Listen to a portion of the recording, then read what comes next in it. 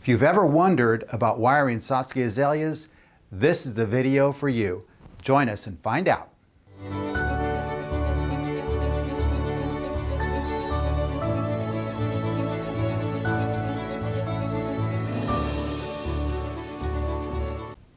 Hey everybody, welcome back. My name is Rick Garcia and this is Satsuki Bonsai Demystified. We have finally entered that time of year that is my absolute favorite. This is a time when we can do work that's consequential to the appearance and growth characteristics of our Satsuki. We can prune it and we can wire it, which coincidentally is the topic of today's video, wiring. This is an ideal time of year to wire Satsuki because having went into dormancy for winter, there are characteristics that work in our favor, like the bark of the tree. It gets tougher because it's went dormant. So when you apply wire to the bark, there's less chance of actually scratching or damaging the bark. Also, with the tree going dormant, the branches are a little more supple and pliable. So if you need to put acute bends in a branch, now's the time of year to do that. Now, wiring is one of those techniques that bonsai artists employ to directly influence the style of the tree. Certainly you can do clip and grow with Satsuki, but if you have multicolored varieties, it becomes a little more complex because you have to be careful about where you cut. So wiring is something where you can derive a result instantly and still protect all those characteristics that you want to protect. Plus, wiring is pretty darn fun. So before we get into it, let's look at the types of wire that's available to us, as well as the tools that we use on that.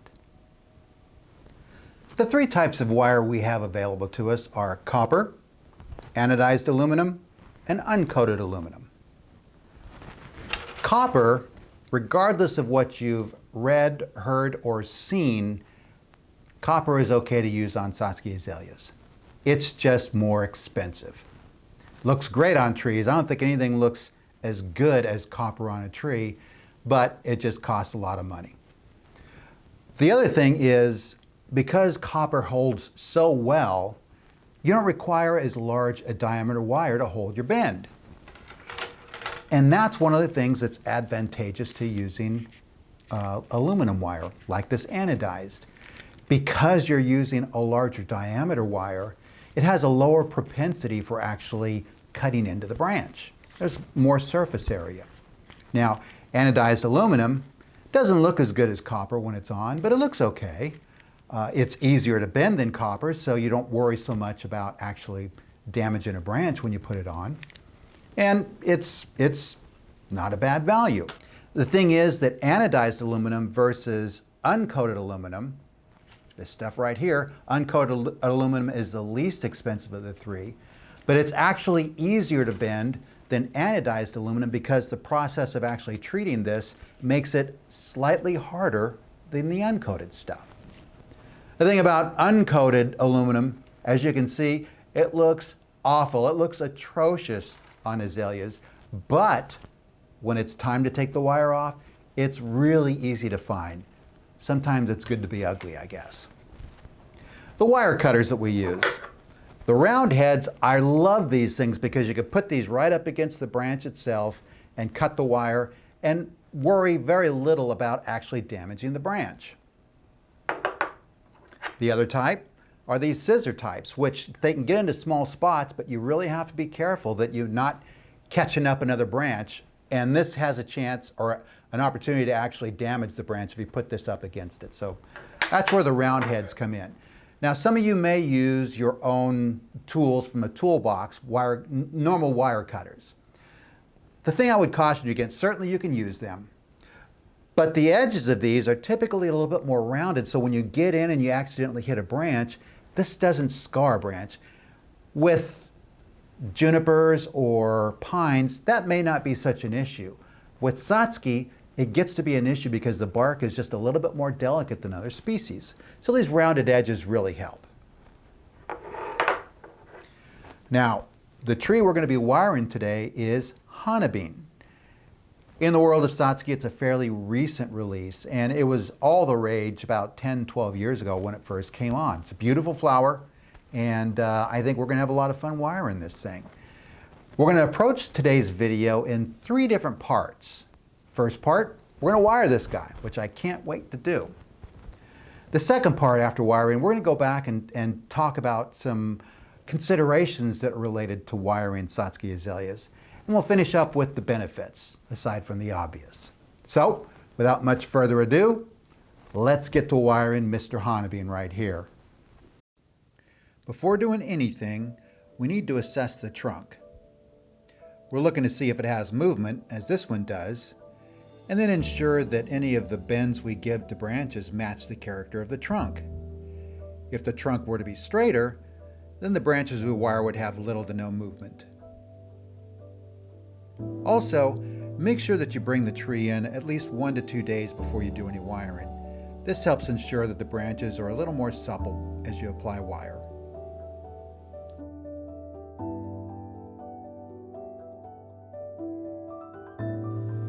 The first branch we'll wire is the tree's feature branch.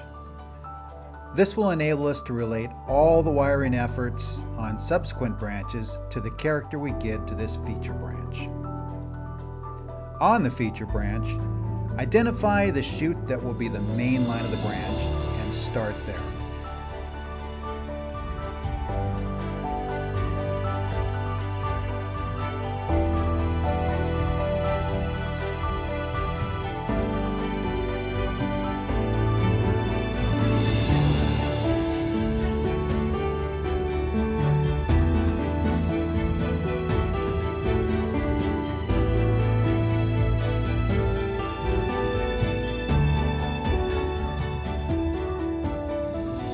Perhaps you've seen illustrations in books and on websites instructing that the proper way to apply wire is at a 45-degree angle to the branch.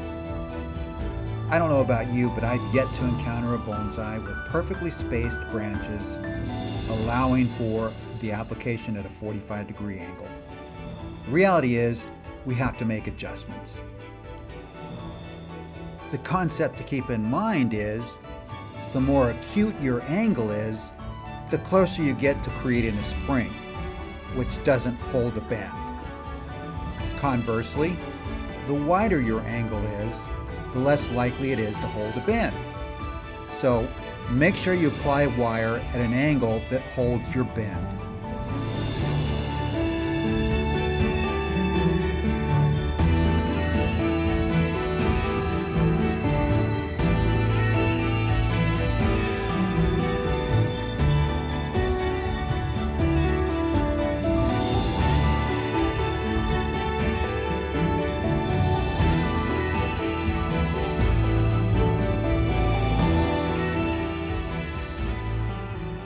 After completing the wiring for each branch, make sure you step back about 5 to 6 feet to assess your work.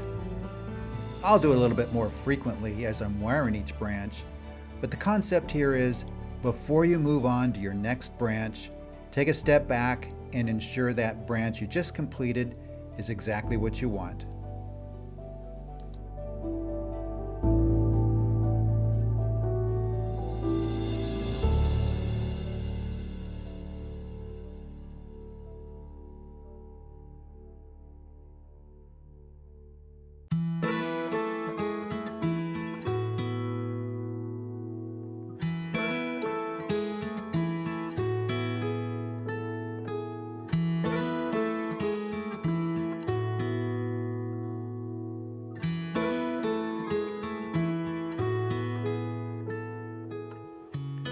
Once you've applied the wire, ensure that the movement you give to the branch moves in 3 dimensions. Branches where the movement is only in one plane look flat and featureless. Branches that move in 3 dimensions have volume and look more dynamic. Here's a close-up of the branches I just wired, and you can see how they're moving in 3 dimensions.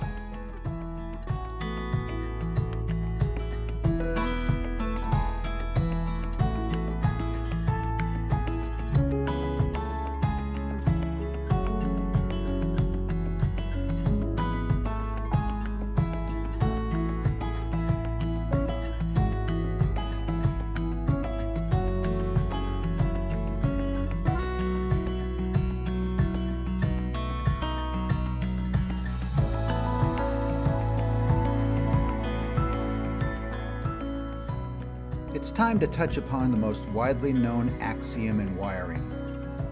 Do not cross wires.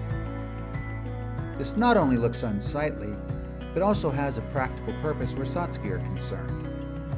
When crossing wires, it increases the chances of scarring the branch beneath the bottom wire. Also, depending on how tightly the wire is applied, crossed wires can also weaken a branch. With practice, we learn to visualize the proper wiring routes on a given branch. This enables us to plan ahead and apply the wire in a sequence that avoids crossing them.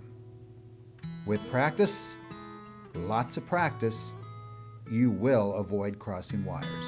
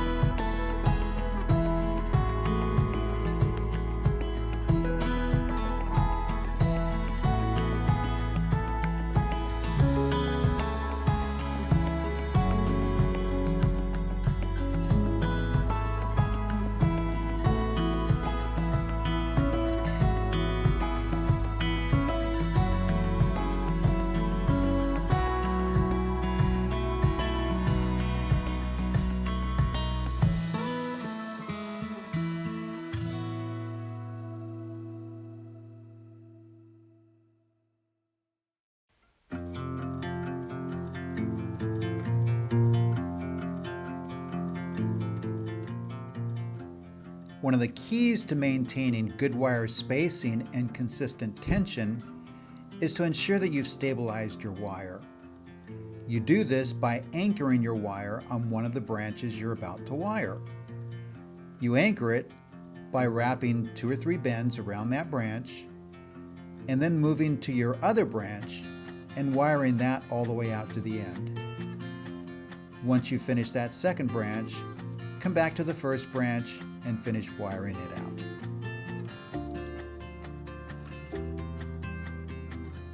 Now is probably a good time to recognize the value of beginning the Satsuki maintenance year in the fall. Because we've cleaned the tree up and removed any unnecessary branches, we can now concern ourselves with only those branches that are useful in the design of the tree.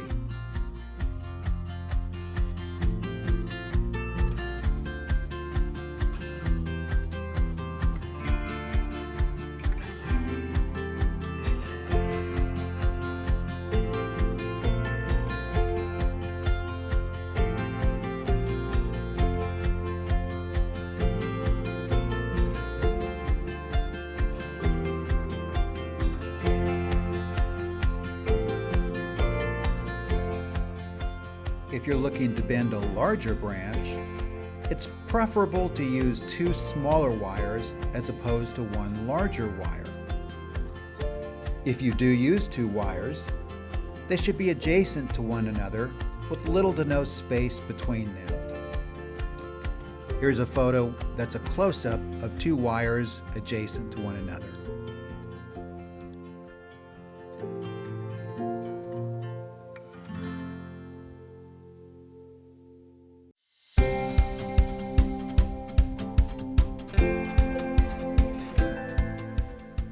To be effective at wiring, you have to learn how to use both hands.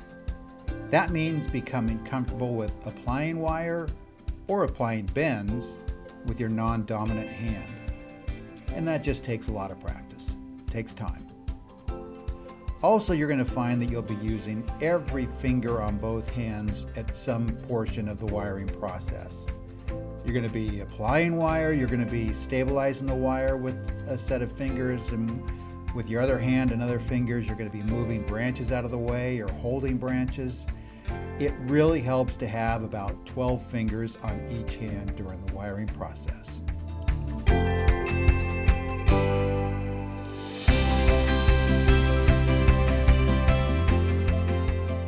When you apply wire to each branch, ensure that you avoid wiring too tightly. The wire should be slightly loose such that there is a small gap between the wire and the branch. If you wire too tightly, it effectively chokes the branch, which can cause the branch to become weak. Further, this would cause the wire to bite into the branch prematurely. By allowing a slight gap between the branch and the wire, it extends the period in which the wire can remain on the branch.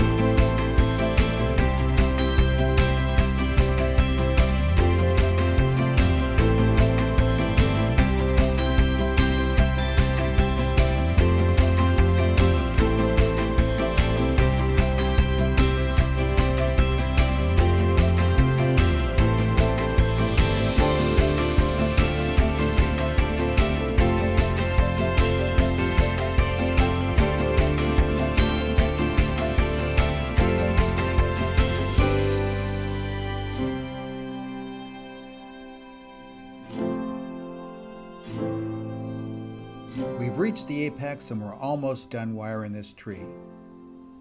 All the concepts we've discussed to this point still apply. In completed Satsuki, the apex can be the most complex part of the tree to wire. However, in this case, since it's still well into development, there's not a lot of branches to deal with, and this won't take too long.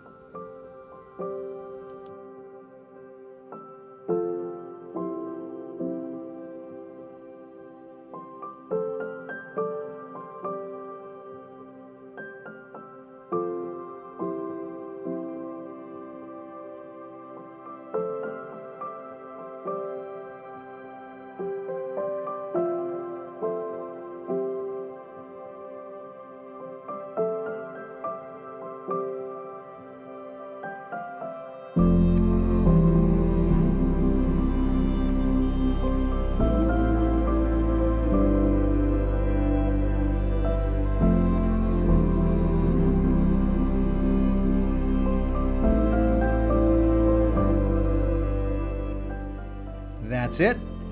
This tree is done. Let's take one more look at the tree before I wired it, and then we'll look at the tree after the wiring was complete.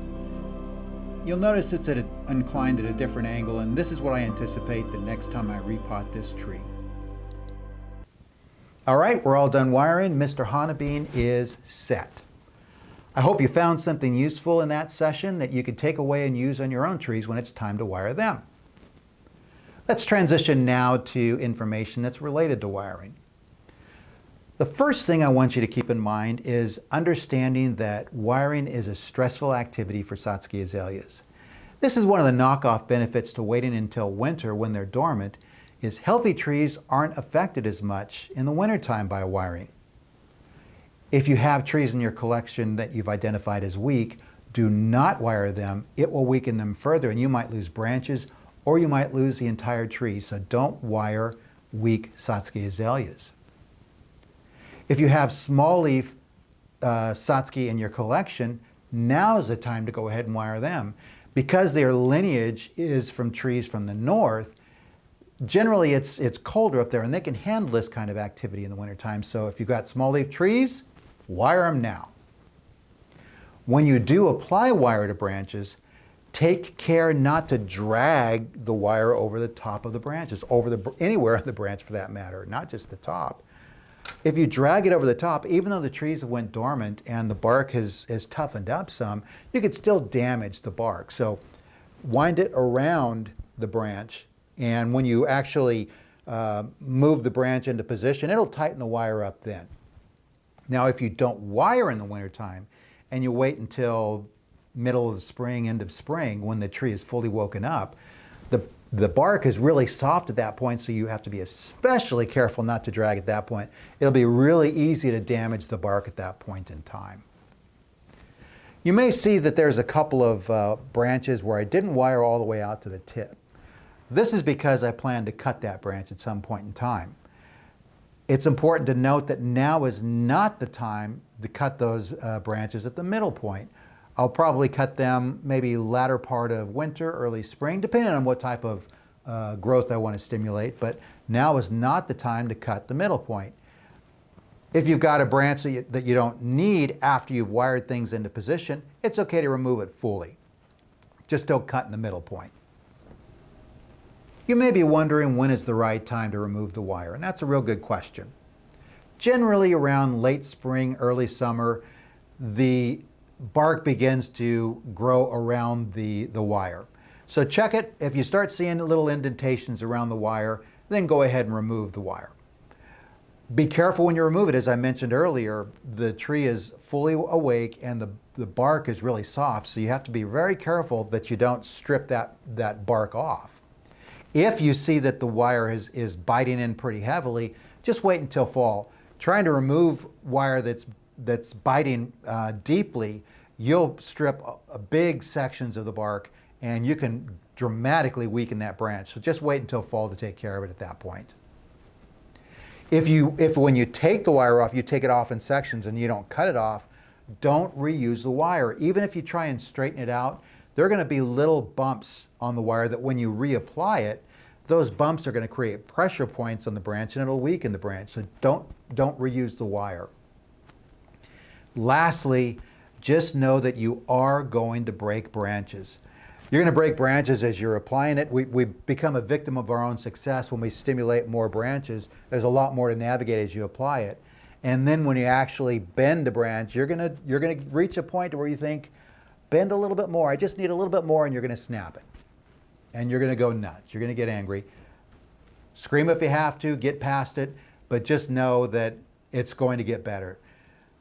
A lot of practice is the only way to get past it. Practice, practice, practice. Your branch breaking will become less frequent with more practice. It's part of the deal. Let's talk now about some of the benefits derived from wiring, some of which are a little bit obvious. First, wiring gives you a chance to realize that stylistic vision you've had in mind. You can make really minute adjustments and put branches exactly where you want them to be to achieve that vision. If it's the first time you're wiring, it gives you a chance to establish those foundational branch positions. Wiring is not a one and done proposition. It's going to take wiring successive years, many times. Really, it depends on what the artist's patience is, how many times you wire. Maybe some people want a rough appearance, maybe some people want a really refined appearance. So wiring isn't complete until the artist is just basically done and he's achieved his vision. Wiring gives you a chance to achieve that completed, polished form. When you have your tertiary branches and you're wiring them in place, you can put things exactly where you want them to be to achieve a really polished look. One of the little-known benefits to well-executed wiring is you can actually stimulate growth in very specific areas. The outside of a bend, on an acute bend, actually injures the tissue of the branch, and the plant responds by throwing growth in those areas. So if you put a thoughtful bend in an area where you want to see some growth appear, you can actually stimulate growth in very targeted areas of the tree. And finally, wiring is a really relaxing activity. If you like music, put on music and just get lost in the music and the act of wiring a tree and seeing it progress before your very eyes. It's a lot of fun. I hope you enjoyed this video. If you did, you can really help me out by clicking the like button or subscribing. Thank you for watching, and I'll see you in the next video.